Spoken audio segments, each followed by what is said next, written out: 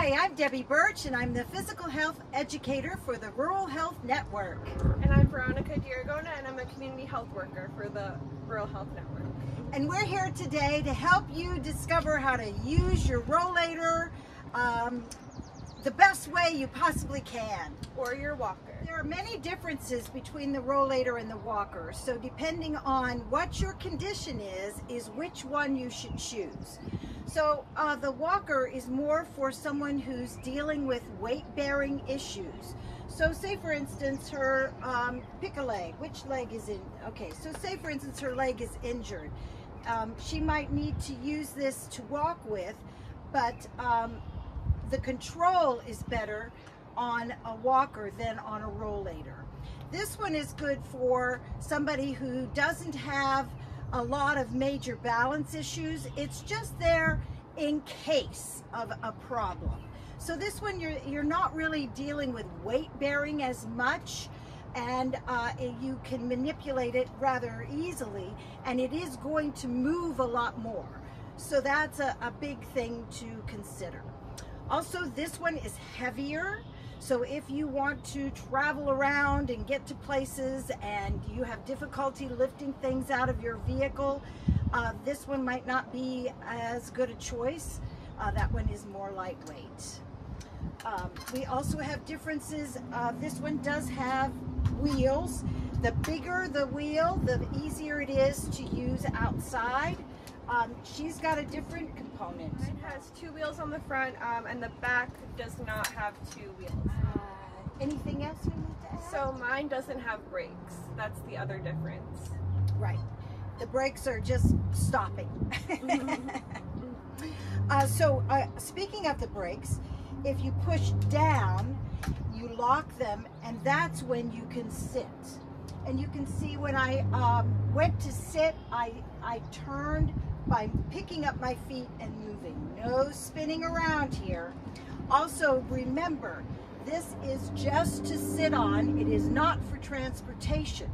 So don't ever allow somebody to push you around while you're sitting on the rollator. It is not made for that. It's not a wheelchair. It is not a wheelchair. The other way you use the brakes is if, say for instance, I'm going down a hill and I want to slow myself down, I would gently grip here on the handles.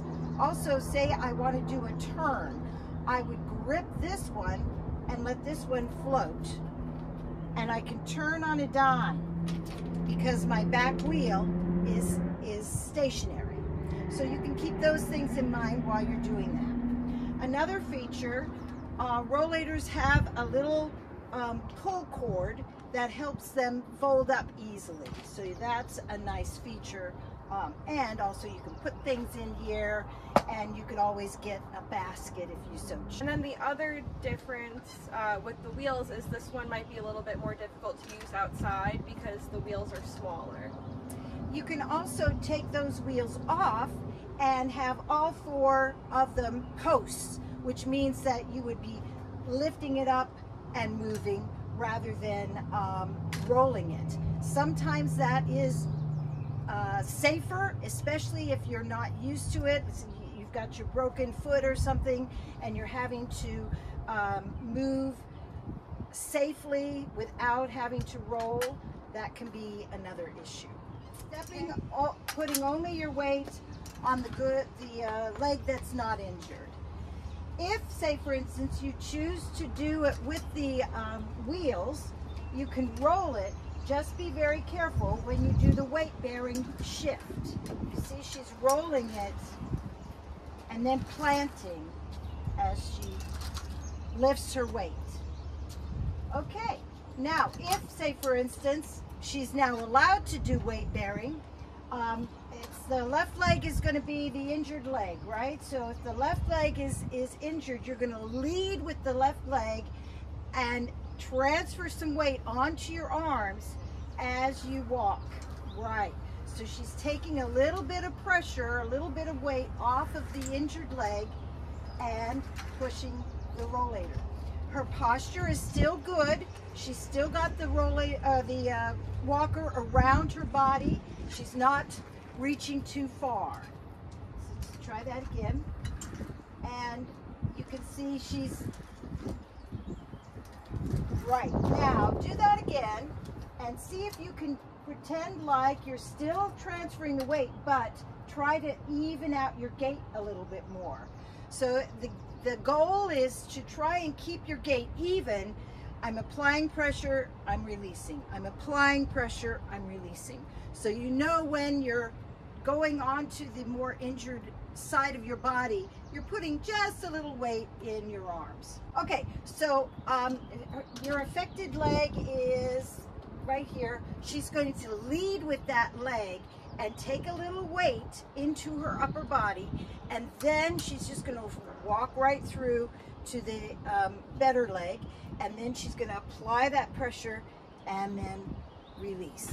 So it helps you get a normal gait. So she's leading with the one leg. That's it. That's it. Rolling through, leading with the heel, rolling through. Put a little pressure in. Good. Excellent. So again, leading with the leg that's injured or the side of the body that's injured, rolling through the foot, trying to keep the gait even. Yeah, there you go. Keep that gait as even as you can. We don't want you to have bad habits.